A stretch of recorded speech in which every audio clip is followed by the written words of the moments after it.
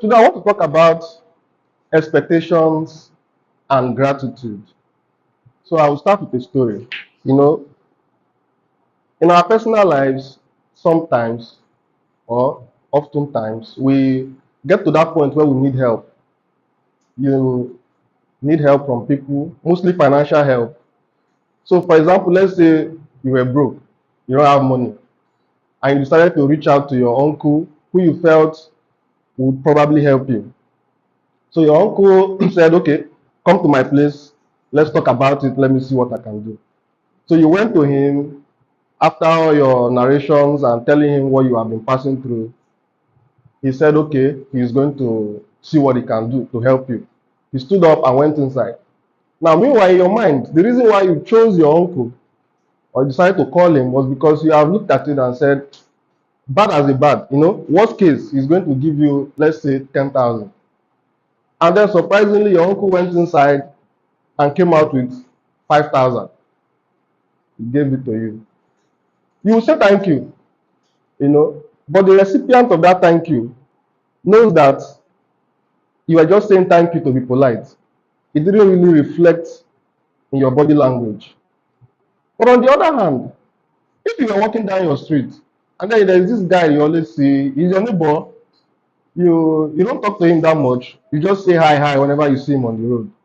And that day he saw you walking down the road, you were not looking your usual self, and he decided to call you and say, please come. What's the problem? You don't look like you used to. Why are you looking down? And then you started explaining, telling him all you have been passing through and that you are even hungry at the moment, you don't even have money to eat. He dipped his hand inside his pocket and gave you 2,000. You will be so happy.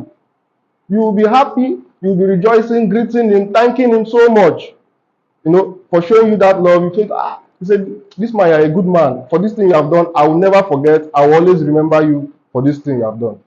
Now, come to think of it. You are rejoicing over 2,000. But you told your uncle a casual thank you for giving you 5,000, which is even 2 times more than what you received from the stranger. So what was the difference? It was your expectations. You can see how your expectations can affect your level of gratitude. So there's a relationship between expectations and gratitude. So it can be expressed mathematically. So the relationship between your expression and your gratitude is inversely proportional, meaning that your gratitude level is inversely proportional to your level of expectations. So let's look at it this way. Let's say this is gratitude and it's inversely proportional to your expectations. We call this equation 1. Now, if you express this in mathematical form, if you express this equation, if you expand it, you have G equals K over E. That's what? Equation 2. So G is your level of gratitude. K is that thing that you're supposed to be grateful for. And E are your expectations. Now, from this, you can see that if your expectations are very high, if you divide it by what you were given, your gratitude will be small. But on the other hand, if your expectations was tending towards 0, anything divided by 0 is infinity. So you will be infinitely grateful. Your gratitude will be infinite because you expected nothing. Just the way you were rejoicing over that 2,000 that the stranger gave to you because you never expected it.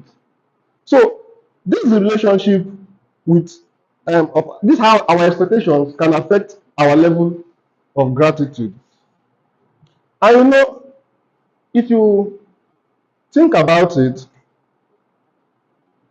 very well, you will see that that person that helped you, even though you may have done some things for them in the past, that you felt they should have helped you more. You should also realize that it's not a debt, it wasn't a contract, it's not a legal remedy, neither is it a payment for a job you did for them. It was something they did voluntarily out of their own free will. So in a case where you are having so much expectations for them, you will be disappointed, you will feel bad, even though they helped you, even greater than what others did.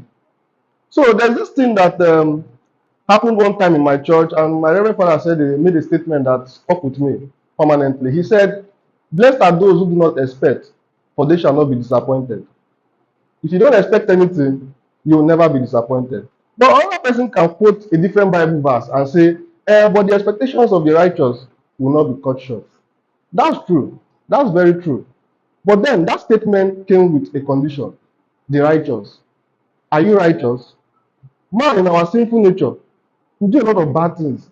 Bad things. You understand? So we sin every day. We commit sin every day. In our thoughts, in our words, in the things we do, and even the things we fail to do. They are all sin. So we are not even righteous. So we did not even qualify or meet the condition required for that biblical promise to be fulfilled in our lives. So since we are not righteous, there is a chance that our expectations might be cut short. So, but there's a trick to it. There is a way your expectations will never be cut short. And the trick is simple: reduce your expectations to zero. So that whatever you get already would have exceeded your expectations. And you'll be grateful, very, very grateful for it. Because it is almost impossible to express genuine gratitude if you have very high expectations. The value of G will always be low. But when the expectations are low, you'll be more grateful. And God loves a grateful heart. God likes people who are very grateful. You know, First Thessalonians 5:18 says, "Give thanks in all circumstances, because that is the will of God for us through Christ Jesus."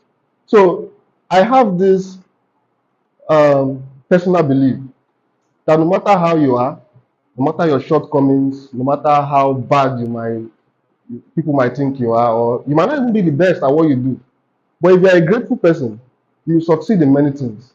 You succeed in so many things. And let's not relate expectations to mean ambitions. They are not the same thing. So ambitions are those goals that make you improve yourself. When you have a goal that is making you work on yourself to improve, to become better, that's an ambition. But expectations are those ones that you feel you deserve. You have looked at yourself based on who you are, based on what you have done, you feel that I deserve this. You might be cut short. Have you ever had this experience where you helped someone, and because of the way the person was happy, rejoicing, jumping, because of that thing you did, and thanking you so much, you were moved to do more? That's how God works. That's how God appreciates those who are grateful for what the little things they have gotten. Because in His ways, He doesn't choose the qualified. He qualifies the choosing rather. So God will not choose you because you are qualified. He will choose you and qualify you. And if you are a grateful person, He will always choose you over those who are even far qualified than you. Because He knows that whatever He gives to you, whatever blessings He gives to you, you will appreciate it and you will be very grateful for them. So that way, your gratitude will always keep attracting more and more blessings to you. So there are many benefits to being grateful and gratitude in general. First one is that gratitude helps your mental health. What do I mean? You see, a grateful person will never get depressed. When things go bad, rather than crying and worrying over the things that did not go well, they will be thankful for the ones that actually went well. And that way, they will find peace. That gratitude gives them peace, even in the midst of turmoil, even in the midst of struggles, chaos, and all that, they will still find peace. And when you have peace, you have clarity. And clarity helps you to see properly and find out ways of surmounting that challenge before you. And somehow you will survive it because you are grateful. Secondly, gratitude gives you, helps you build very good relationship with people generally, both your personal lives and your professional life. You build very good relationship because you are a grateful person. And then thirdly, as a team, gratitude helps to build our productivity. Those little thumbs up, those little thank you, those little gratitude, those little hypes that you give to your team member for what they did. You say, this guy, you're a bad guy. You did well, I like this thing you did. Those things boost the morale. They help the person to do more because they saw that you appreciated what they did. That little thank you was a gratitude and it makes them do better. But in a case where you look at everything the person did, even though they were good, you just focused on finding that one thing that you probably didn't do very well so that you can talk about it or use it as the basics to say this work is not good. That's fault finding and it dampens the morale. It kills the morale of the team member because fault finding doesn't in any way express any form of gratitude for the amount of effort and hard work the person may have done to even do the work to that level. There's always room for improvement, true. But at least let's be grateful to each other, as we do our work together so that we always, be in a very productive environment. That's what gratitude causes. And also, gratitude helps you acknowledge progress and foresee and even plan for the future. You might look at your life today and feel that you are not where you want to be. You are not in that place where you are expecting to be somehow. But then, if you look at your life again gratefully, you will see that your current reality used to be your dream. It used to be your prayer point. There was a time when the things you have achieved today, you were praying to achieve them. You were dreaming of achieving them, but today you have achieved all of them. So if you are grateful, you will recognize those things as progress, and it will also help you to plan for the future because you are seeing how you are moving forward. So you can foresee what the future will be like. You understand? So that's another benefit of gratitude. Also, gratitude gives you a positive mindset. If you're a grateful person, you always be positive. You will see the positive in everything. Even when the things are very bad, even things go very wrong, you always look at the good side. You pick out the good side of that very ugly situation. So that's one advantage of being grateful. It gives you a positive mindset. Gives you a positive mindset in all situations. So I wanted to say something, but let me leave. Let me leave it. So, lastly, there are so many benefits of gratitude, but I'm going to stop at this one for the sake of time. So, gratitude helps you recognize those who have helped you and appreciate them. There are times when you may have done 99 good things, and the person will hold only that one bad thing that you did and keep using it against you. The reverse is what happens when you are dealing with a grateful person. You can do 99 bad things to that person, but the person will always find out one good reason why they should be grateful to you, why they should forgive you, and overlook all those bad things that you have done in the past. So, and this particular behavior has been found to be present in people who are very, very successful. You hear stories of them going back to look for that classmate, to look for that neighbor, to look for that friend that probably helped them many years ago. The friend may have forgotten. But because of their grateful nature, they will always go back to look for that person. So this shows us that if we are grateful generally, we are tending towards success. Gratitude is a key to success in a way. It's one of the keys to success. And also, aside from the fact that your expectations can, reduce your level of gratitude, it can also make you unhappy in many ways. A typical example is what happens during the World Cup, every World Cup. You will notice that the third place match, the people who came third, after they win that match, they will be happy, rejoicing, jumping around with their flag, trying to, grateful that they even won something at all at all. You get? But then surprisingly, on the day of the final match, people who came second will be crying and rolling on the floor because they had the expectation of winning the cup. They felt they were so close to it, but their expectations were cut short and they became sad. Meanwhile, they are forgetting that they are only second to one. There are many other teams that did not even go that far. Some even left during the group stage, and they will go home and be celebrated as national heroes because for the past 20 years, they are the first team to qualify for the World Cup. So all they know is that they just go to that World Cup, play 3 solid matches, and go back home. They know they are not going to win, and they are grateful for that. So you see how the relationship between your expectations and your happiness, there's a formula for that too. H is equals to bracket open your ambitions minus your expectations bracket close times your personal standards. This is happiness. These are your ambitions. Your ambitions are those goals, like I said before, that make you improve yourself. Let's assume you have decided to beat Anthony Joshua. You want to fight Anthony Joshua and beat him. And then you realize that in your current state, if you meet Anthony Joshua, he will beat the hell out of you. He will beat you woto. But and you decide to say, okay, let me improve myself. Let me start training. You start training, start improving your boxing skills, and trying to get to that point where you will be seen as a worthy opponent for Anthony Joshua. That's an ambition because that goal is making you improve yourself. But expectations are those ones that you feel you deserve. Let's say, for example, you're a prominent person in the area, and then there was a party going on, and you're interested in that party.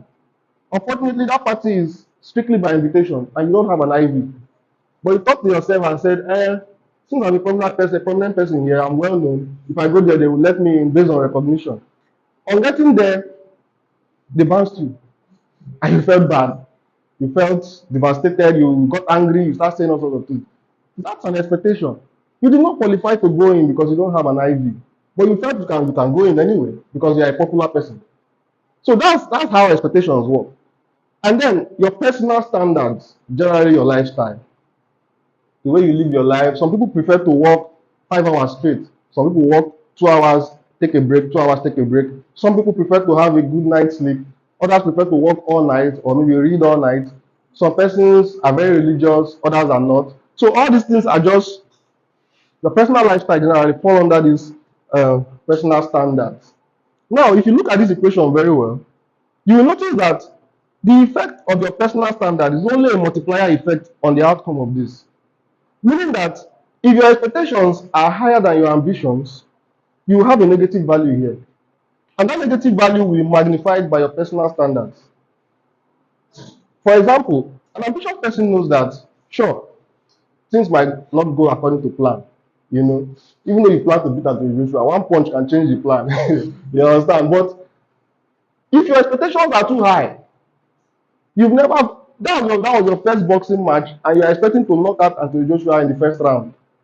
That's a very high expectation. And when he finally finishes you, like he did to Ngalo, you will be so disappointed.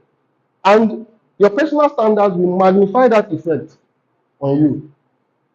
But on the other hand, if you have very realistic expectations that can at least match your ambitions, you will have a positive value here. And your personal standards will make that positivity to be amplified. So you become, more happy, more satisfied, and a happy person, is ready to conquer the world because nothing stops you. You are in control of your emotion. You have everything under check. So you are moving and going gradually towards success because you reduced your expectations. And everything you achieve here, even if it doesn't go that far, even if you manage to scale past first round with Anthony Joshua, and he finishes you at the second round or maybe the third round, you will still be grateful that at the beginning of that journey, you couldn't even face him. But now you were able to even last one round with him. That's how gratitude works when your expectations are very low. Because this guy is going to finish me anyway. So let me just try my best. So in life, generally, I will encourage us to set very realistic expectations so that we can be very, very grateful for the little things that come our way. And when we are grateful for these things, we tend towards success and generally live a very happy life. Thank you very much for your time, and may the good Lord bless these words in our hearts. In Jesus' name.